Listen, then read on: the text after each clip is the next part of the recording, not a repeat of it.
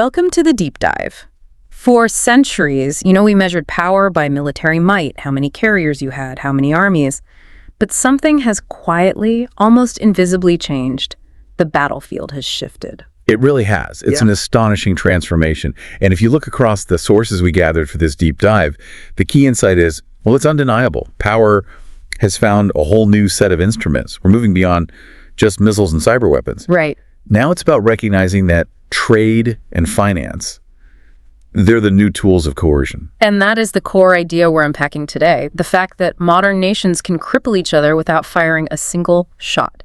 And we're not talking about, small squabbles over tariffs. No, not at all. We mean ports being blocked without any warships in sight. Yeah. Entire high-tech industries just paralyzed without a single bomb being dropped. It's the weaponization of economic interdependence. And we need to be really clear about the invisible levers being pulled here. We're talking about control over currency systems, ownership of critical infrastructure like ports. Monopolies over energy choke points, essential materials like rare earths. Exactly. And crucially, the strategic use of export controls and these massive financial sanctions regimes. So our mission today is to explore how economics turned into this strategic battlefield and what that really means for global security, especially for countries like India trying to navigate this new world. And let's be clear on one thing. This is far beyond a standard trade dispute. This is about coercion, it's about leverage, dominance, and ultimately survival. It's a world where dependence has been systematically turned into a strategic vulnerability. Okay, let's get into it.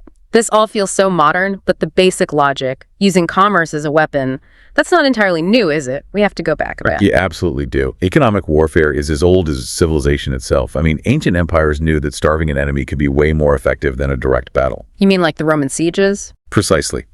Those weren't just military operations. They were campaigns to cut off food, to cut off trade routes. They were designed to strangle a city into submission without ever having to breach the walls. So that strategy works on land, but once global trade takes off, control shifts to the oceans, right? That's where naval power becomes economic power. Exactly. In the age of sail, naval dominance wasn't just for show. It was about controlling the maritime trade routes. And the British Empire, they perfected this on a global scale. Their navy enforced a trade network that was deliberately hierarchical and coercive. So the colonies weren't trading based on pure market forces. Not at all. Their economies were structured to serve the empire, to supply imperial markets and consume imperial goods. For the British, trade was always a tool of power. And then in the 20th century, we see this become a trigger for actual kinetic war. A huge trigger. Take the Allied naval blockade of Germany in World War I. It wasn't just stopping weapons. It was a total economic war to stop food, fertilizer, everything. And the impact was massive. It caused incredible civilian hardship and was a really significant factor in the war's outcome. Or what about the oil embargo against Japan before Pearl Harbor? That was the decisive move, an economic move by the U.S. that essentially forced Tokyo's hand. It pushed them toward a military confrontation because their war machine, completely dependent on foreign oil, was being systematically disabled. And then the Cold War institutionalizes it. It becomes less about a wartime blockade and more about, containment. Yes, systematic, non-kinetic containment. That's when we see tools like COCOM, the Coordinating Committee for Multilateral Export Controls. And COCOM wasn't about stopping tanks from being shipped. No, it was all about preventing technology transfer, restricting access to advanced electronics, machinery, software, anything that could strengthen the Soviet bloc.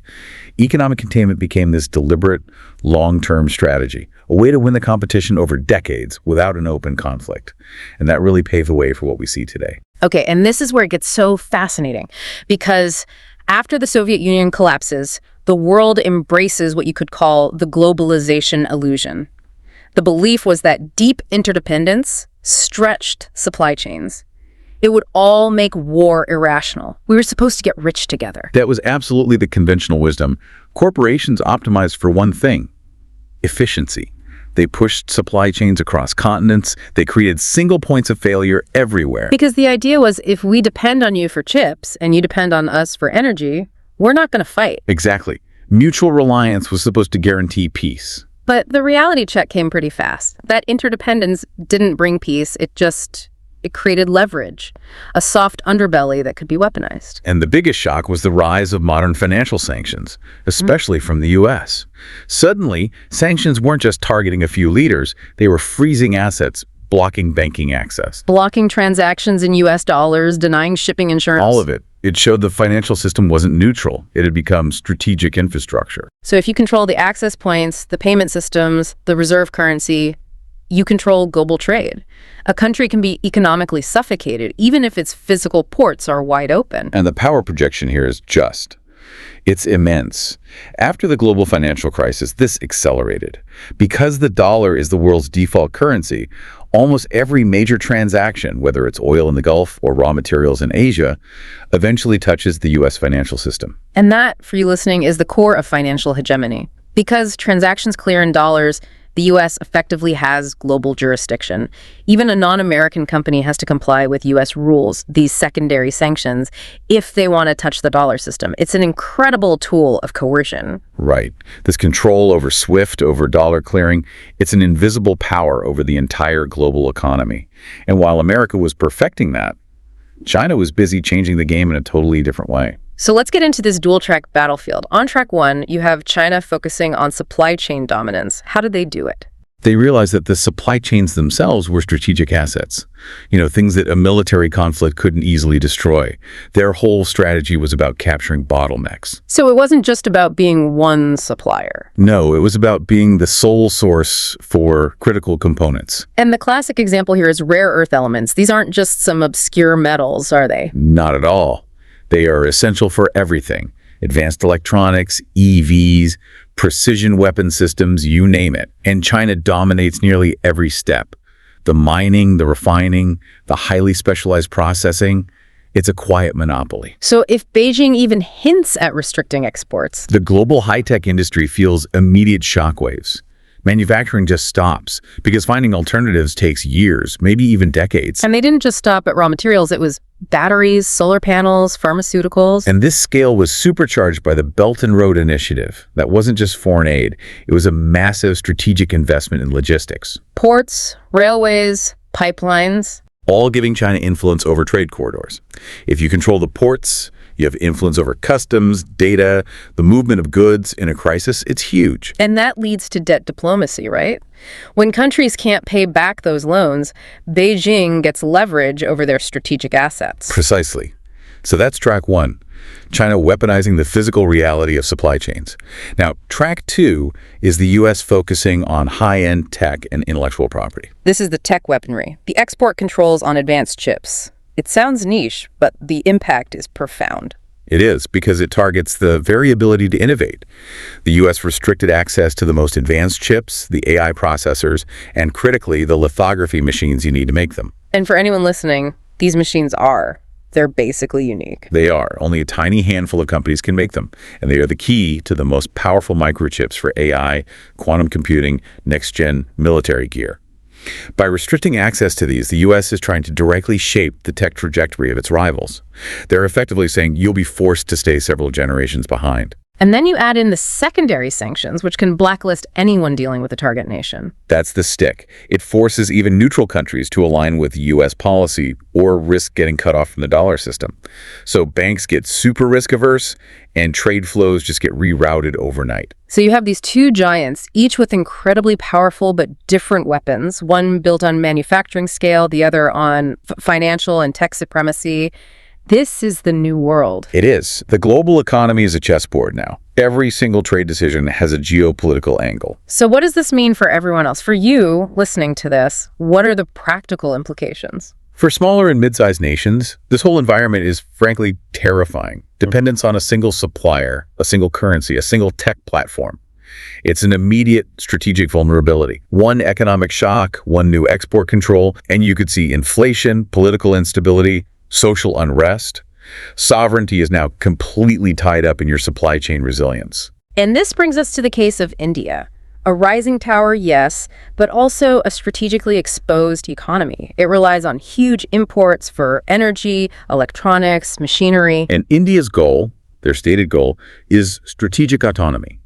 The ability to make independent policy choices without being forced into alignment by economic pressure. But that's a minefield. You need affordable solar panels now to meet climate goals, but they mostly come from China, so you're balancing today's needs against a long-term security risk. It's a very difficult trade-off.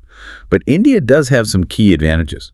Like what? Well, a huge domestic market. That gives them the scale for localization, for the Make in India initiatives. They have a strong services sector bringing in foreign currency and a very diversified diplomatic network. They have options. And you can see this in their policies, things like the production-linked incentive schemes or the big push for domestic semiconductor manufacturing. These aren't just industrial policies, are they? No, they are explicit national security investments. They're all designed to reduce critical dependence. I mean, look at their UPI payment system. That's about ensuring the nation's core financial life can't be shut down by an external power. It's about building resilience, layer by layer. This shift really takes us into some deep ethical questions, this gray zone of modern warfare. It's a crucial area to discuss. How does international law even cope with this? Economic coercion operates in these gray zones.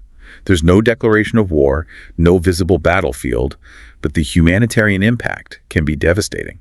And that's the moral asymmetry, isn't it? Sanctions look cleaner to a political leader than sending in troops. You avoid the initial body count. Right. But it's so easy to forget the real-world human costs. Asset freezes can collapse healthcare systems, restrict access to imported medicines like insulin, destabilize currencies, all hitting the general population while the elites often stay insulated. And that normalizes coercion. Exactly. Because the tools seem clean, they get used more often and more powerfully. And as trust erodes, nations instinctively look for alternatives. So you see regional trade blocs hardening, local currency settlements being explored. Parallel tech ecosystems being built. Yeah, globalization doesn't just disappear, it splinters, it becomes segmented. Maybe less efficient overall, but more resilient for the countries inside these new walled gardens. A world of walled gardens instead of a global web. That's the risk, where economic activity is driven by political alignment first. So if that's where we are, where is this conflict heading next? What are the domains that you, our listener, need to be watching? The sources are pretty clear on this. The next phase centers on 3 domains. Okay, number 1, technology. Control over the core tools of innovation AI, quantum, biotech, space. Expect to see more politicization of research, talent flows, data governance, all through export controls. Number 2, logistics. Physical infrastructure is now hyper-strategic. Control over the bottlenecks, ports, shipping lanes, undersea data cables, and even the insurance markets that underwrite global trade. Naval power and commercial logistics are going to converge. And number 3, currency. The competition here will intensify. Nations will push for insulation from the dollar, so you'll see sovereign digital currencies, bilateral settlement mechanisms that bypass the dollar, regional clearing systems, all to erode that monopoly. What's clear is the line between military and economic security is. It's completely blurred now. Entirely. Military power is increasingly being used just to protect economic infrastructure, sea lanes, data cables, industrial hubs. So future conflicts might start not with a bang, but with a sudden asset freeze, a tech restriction, or a cyber attack on a logistics hub. Achieving the goal of coercion without any physical destruction. The age when trade was just about cheaper goods and higher profits. That's ending. Every economic choice now carries strategic weight. Economic sovereignty is inseparable from national sovereignty. Which means we all have to ask some hard questions about our own dependencies. Be alert to the invisible levers of power. Exactly. So we'll leave you with this to think about today. Who controls your supply chains? Who clears your payments? Who owns your data? Who insures your ships? Who supplies your chips? Who sets your standards? Because in the 21st century, the answer to those questions determines not only prosperity, but freedom itself. Thank you for joining us on this Strategic Vanguard podcast. If you found value in this analysis, don't forget to like, share, and subscribe to our channel. We bring you fresh podcasts every Monday here on YouTube and Rumble, and you can also catch the audio versions on Spotify and Amazon Music. Just search for Strategic Vanguard Podcast. For more insights, articles, and discussions, subscribe to our blog at strategicvanguard.com. Your support helps us grow and bring you more in-depth analysis on defense, geopolitics, and strategy. Until next time, stay informed, stay strategic.